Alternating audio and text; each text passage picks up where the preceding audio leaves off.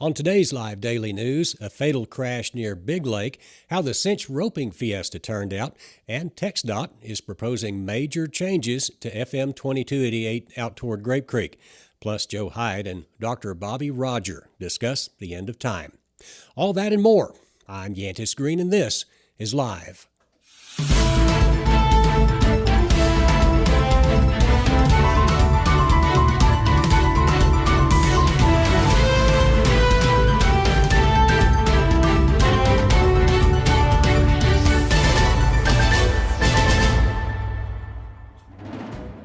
But before we get to the news, hunting season is here, and what better place to take your harvest than Sklinarix Smoked Meats in Miles, Texas. Whether big game or small, Sklinarix does it all. Bring your work to the best smokehouse in the Concho Valley at 108 South Robinson in Miles, Texas. That's Sklinarix Smoked Meats. Now, on to the news. We start the show today with sad news coming out of Reagan County. Early this morning, the local DPS office confirmed that the death of a 37-year-old man who was struck and killed last Saturday on the highway. According to the report, on October 21st, Junior Jones had run out of gas just outside of Big Lake. While attempting to walk to get more, Jones was hit and killed. The driver of the car fled the scene. The DPS is asking for anyone with information to call Sergeant Baker at 325-223-6821. In other news over the weekend, the San Angelo Stock Show and Rodeo Association hosted the annual Cinch Roping Fiesta out at the fairgrounds. With the rain that pushed in, cowboys and cowgirls were roping, riding, and double mugging, sometimes in the mud. The much-anticipated match roping between Caleb Smith and Ty Harris was a nail-biter, but unfortunately, San Angelo's own came up just short. Either way, it was a great event, with the association expanding this year and bringing in a band. Surely it means a lot more to come. Despite all the fun, there was a pretty bad accident out there involving one of the San Angelo rodeo ambassadors. The ambassadors are a teenage girl group that ride during local rodeos. During the roping fiesta this weekend, Hallie Kay was bucked off her horse when it reared back and hit her in the face. Hallie was immediately taken to Cook's Medical Center, where she underwent surgery. There is a GoFundMe set up to help with medical expenses. To learn more, read that story on the Rodeo tab on SanAngeloLive.com. Moving to weather, the first freeze of the year is forecast for tonight. There is a freeze warning in effect tonight with a low of 30 degrees. Tuesday night will be even colder with a low in the upper 20s. There will be a slight warming trend throughout the week as the week goes along, with a high on Friday back into the upper 70s. Come back every day for a weather update. And finally, the playoffs for high school volleyball kick off tonight. Cover One analyst Ryan Chadwick has the full story. But first, here's a quick message from the Bass Bunch. This 23 Mazda CX-5 has a power moonroof, memory seats, heated rear seats, and rain-sensing wipers. It's got it all, and it's only $34,999. Get a new 23 Mazda CX-5 for only $34,999. You can only find these deals at Jim Bass Mazda, Houston Hart at Arden Road, or shop 24/7 at BassBunch.com. It's a doggone good price, isn't it? The regular season for high school volleyball teams is officially in the books, and several squads from around the Concho Valley prepare for a playoff run. Tonight, the Central Lady Cats and Wall Lady Hawks compete in their bi-district matchups across the state. The Lady Cats travel to Monahans to take on El Paso Franklin at 6:30 p.m. Central claimed the number 2 seed out of the Little Southwest Conference after a successful district campaign and should have a favorable matchup against a lower seed in El Paso Franklin. The Lady Hawks also finished second in their district and travel to Brownwood tonight to play the Llano Lady Yellow Jackets. The game will be at Brownwood High School tonight at 7 p.m. If anyone is curious about the full Concho Valley playoff schedule, check SanAngeloLive.com/sports for all updates on current and future matchups as we progress throughout the playoffs.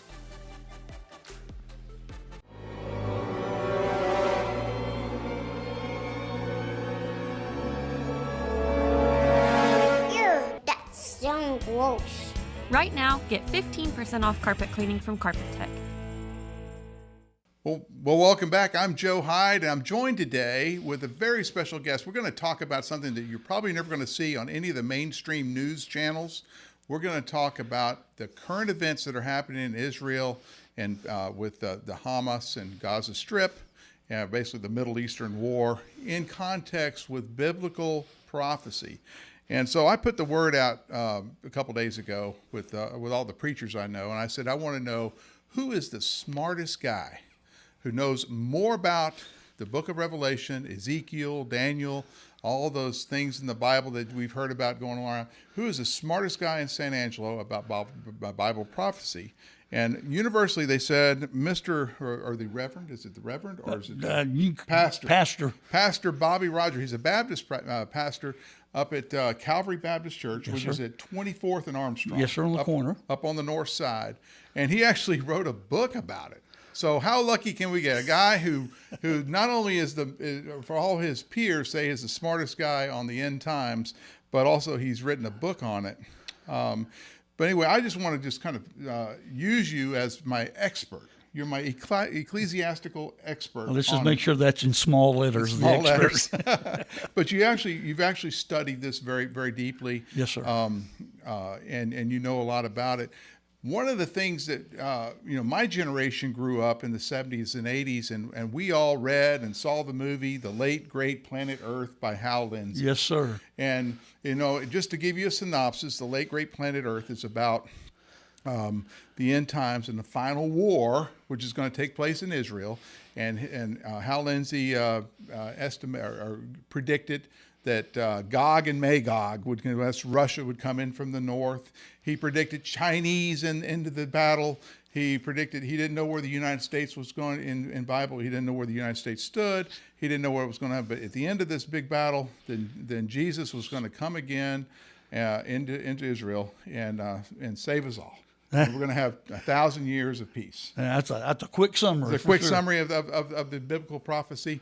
Well, now that we have things going, and back then you say, well, why would China? I mean, back then China they were making brooms and stuff. They weren't really a power to be reckoned with. That's right. And so we always wondered, well, how's Hal Lindsey coming? What kind of miracle is China going to have to be involved? But today, now we find that China is working with the BRIC nations. So you have Iran, China, Russia, kind of aligning against, shall we say, the European Union, which is something Hal Lindsey said. He said that the EU was the 10-headed beast? The 10-headed beast in the Bible, in the book of Revelation. But anyway, Mike, I'll just back up one more thing. I think that our politics are driven by biblical things, things like this. For example, our undying support for Israel. It is kind of like when you see the protests today, you see the same crowd that was out there protesting BLM and all that kind of stuff, the Antifa group. Now they're pro-Palestinian, which means they're against Israel. That's right. And the Christian worldview is to support Israel. Yes, sir. And so our government has still predominantly, I guess, is an existential Christianity, but it still is, for the most part, on the Christian side. And one of the things that I recall happening in my life is my mom, who's passed away now, but she was very devout Christian. She read the Bible every day. The notes she took in the sides, you could see it was almost like she could talk to God. And she called me, and we were talking one day. This is back in 2004, and she said, George W. Bush is going to have a hard time. And this is back in the middle of the war, the war against terror. And, right. And we were in Iraq, and we were in Afghanistan. I was still in the military. And I said, well, and I like George W. Bush because he was a lot better than Clinton. Okay. But he, and I was, I was in the military. So my buddies were all getting shot up and stuff over in Iraq. And I said, why is George W. Bush going to have a hard time? Because it really concerned me. Yes, sir. And she said, because he just came out in favor of the two-state solution in these negotiations between the Palestinians and Israel. And the two-state solution that she said would be the end of Israel. And sure enough, after 2004, of course, he loses the House in 2006. There was a movie, W, right. That made him look like a fool. I mean, they went. I mean, we don't. You think the stuff against Trump is bad? That's just they were warming up on George W. Bush, and so anyway, tell me a little bit about what you view as the Christian worldview versus the secular world, and how this current conflict in the Middle East might, turn out. Okay. Well, first of all, I am not an expert, but but I have. He wrote a book. I've studied prophecy for about at least 40 years or so, and so I really love the subject. I tell my people at church I could preach on it all the time. I don't, but I could because I love it so much. But the Christian worldview of what's going on stems from the book of Genesis, chapter 12, where God pulled Abram out of the Ur of the Chaldees, and he said, I'm going to make you a great nation, and thee shall all the nations of the earth be blessed, and I'll bless them that bless thee, and curse them that curse thee. And this is Father Abraham. Yes, Father Abraham. At that time, of course, he was just called Abram, and then later on, God changed his name to Abraham, the father of many nations. And then he makes a covenant with Abram, or Abraham, in chapter 15 of Genesis, where he says, I'm going to give you this land that we call today Israel, or in the Bible it was the Promised Land. I'm going to give you this land, or Canaan, yes. And he marked out the boundary. He told them how far north and the west, and of course east. It stops at the Mediterranean Sea. There's no land out there in the middle of that for them, and go south. And he marked out the boundaries, and he promised them that his people, Abraham's seed, would get that land one day. And as you begin to trace the genealogies of the seed, and let's stop right there. This promise made to Abraham in BC was probably what, about 3000 BC? Closer to 2000 BC. 2000 BC. Yeah, 2000 okay. BC. Yes, so that's sir. 2000 years before Christ. Yes, sir. Right. Okay. And so what he did, when Abraham had Isaac, he made the exact same promise to Isaac. And then when Isaac had Jacob, and Jacob grew up, he made the exact same promise to Jacob. And Jacob's name was changed to Israel. And that's why we know the promise of that land was specifically given for Israel, Jacob's name. And he's the one that had the 12 sons of the 12 tribes of Israel.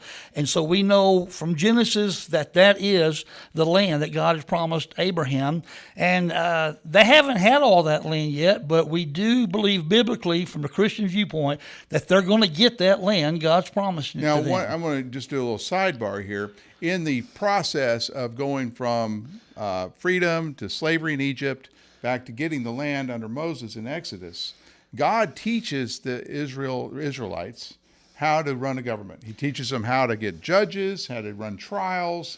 Don't touch the Ark of the Covenant. Don't touch that. Bad news. How to do the sacrifices.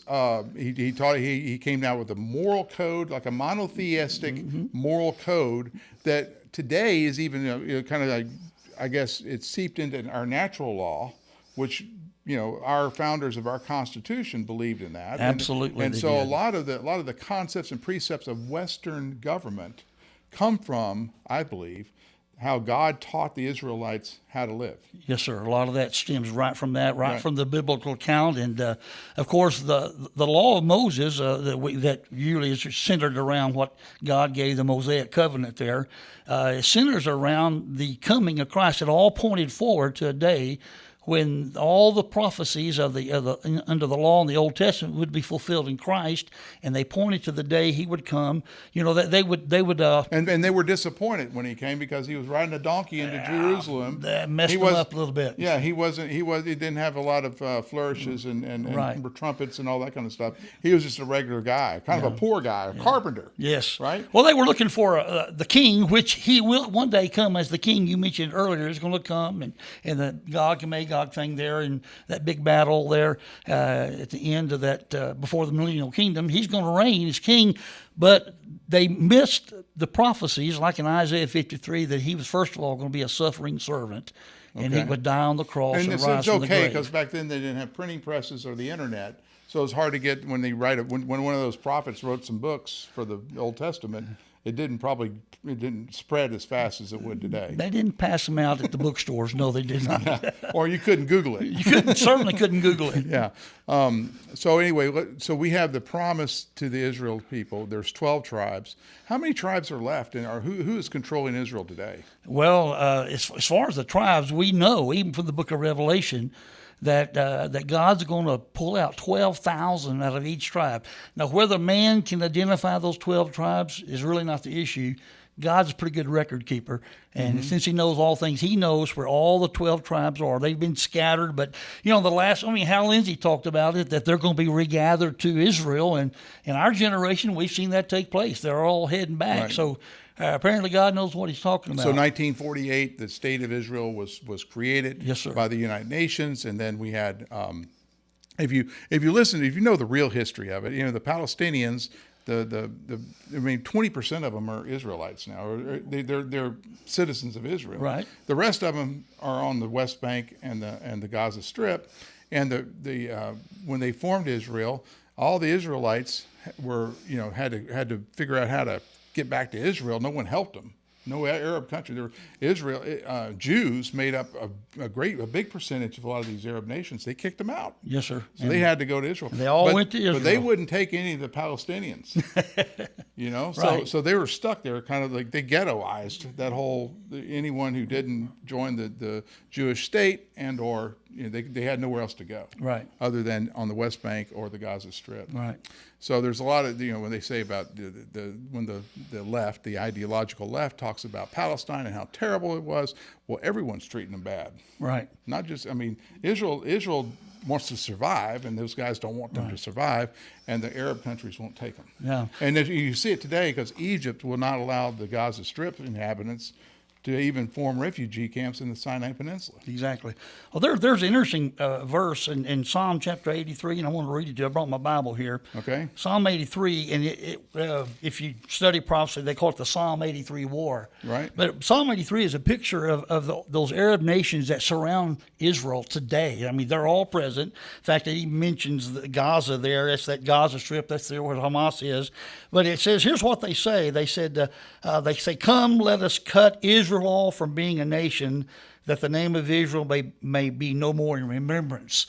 And so that radical group there, their goal is to wipe Israel off the face of the earth. Explain the background of Psalm. Psalm is King David, right? Well, he wrote about 90 of the Psalms. There's 150 total. Actually, Moses wrote one of them. Moses wrote Psalm 90, and most folk would not be aware of that. So who wrote that psalm? Well, it tells us right here that it's a psalm of Asaph. He was one of the singers of Israel.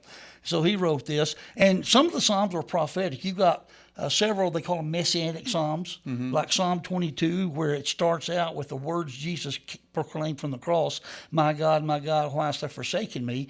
And so we know a psalm like that is a messianic psalm talking about the cross. Psalm 24 is a messianic psalm about the coming king, who is the King of glory. Lift up your heads, O ye gates.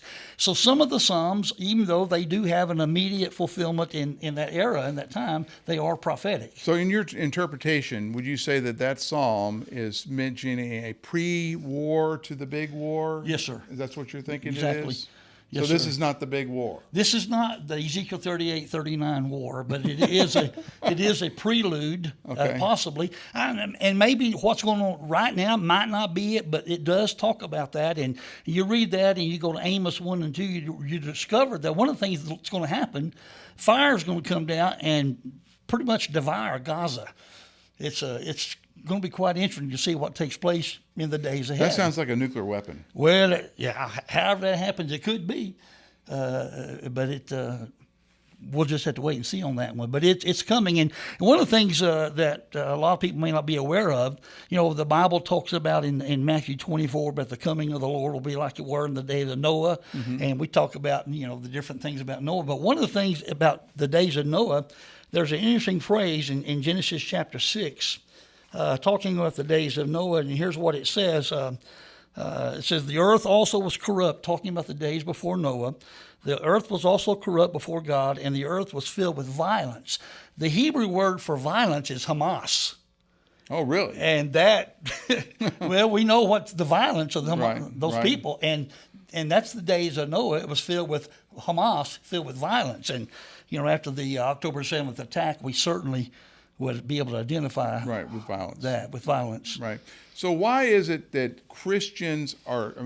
Tell me exactly why Christians, like going back to what my mom said, when George W. Bush, the president then, turned his back on Israel and signed on with the two-state solution. why was he punished? So there's kind of like this thing: if you turn against Israel, in the biblical terms, you are punished somehow. Well, it all stems back to the Abrahamic covenant. In Genesis 12:3, he said, "I'll bless them that bless thee," talking about that nation, "and I'll curse them that curse thee." And, I've said for years in preaching and just talking with people, the worst thing America could ever do would turn its back on Israel. I don't know what the curse would look like, but I don't want to be under it. Right. So that right there, I think, defines why Christians, whether you're just a casual Christian or hardcore evangelical Baptist Christian, are generally pro-Israel. Yes, sir. Even though Jewish people don't believe in Jesus. Yeah, not the one that died on the cross anyway. Right. Well, there's still an argument on when Jesus is coming. Yeah, they're still looking for the first coming. Right. But not all Jews. There are converted Jews who have seen come to the Lord, and that's great. And but they're, as a whole, as a nation, Romans, we read Romans 9, 10, 11. They've been blinded. They've been cut off. They'll be grafted back in, though. Mm-hmm. What do you think? Put your ecclesiastical vision on this. What do you think is going to come if someone put you on the spot and said, what's going to happen here in this, I guess, current conflict we have between Israel and Hamas? Well, you're putting me on the spot, I guess. Yeah. Only God knows really what's going to happen. If this war, and it just sounds like it's escalating more and more and more, if it really is the events of Psalm 83, only time will tell. We're going to see that God's going to intervene with Israel, and Israel's going to be victorious because God's promised them that land, and they won't get it till the 1,000-year reign, the millennial kingdom, but God's promised that to them. And when you read about the Ezekiel 38-39 war, it's going to be a time when Israel dwells in safety. And so they're definitely not dwelling in safety right now.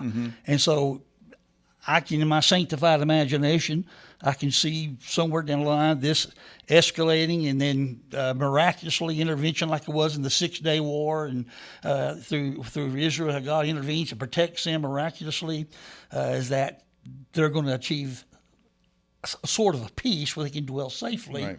And then that sets the stage, however long it would take for the Ezekiel 38-39. So there's stages. Now, would you consider the Yom Kippur War of 73 or the 6-day War of 67 to be those Psalm wars? Only because the nations around here were not basically destroyed. They might have been a foreshadowing. I see. But they were not the actual event. And one of the other things you read this in the book of Isaiah chapter 17, that Damascus, which is the capital there, they're going to be destroyed to the point that they'll be uninhabitable. And Damascus sounds like a nuclear weapon, too. Well, yeah, it kind of does. Yeah. Damascus is the oldest city on the face of the earth. It dates about Damascus 5,000 is the capital of Syria. Yes. And that's where we have ISIS, we have the Russians fighting, right. We got our special forces there. Yeah. Congressman August Pfluger, all of his combat sorties were in Syria, believe it or not. Yeah. And the whole thing, I just want to point out, Joe, is that in Ezekiel 38 and 39, that's the big war. That's the big war.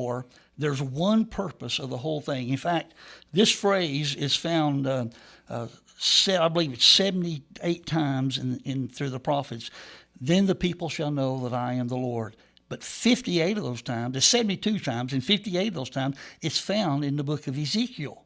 And it's really found in those two chapters, 38 and 39, where it says, this is all going to happen. Then you will know that I am the Lord. The whole thing is that to recognize that He is the Lord. And that's they don't recognize that now. Right.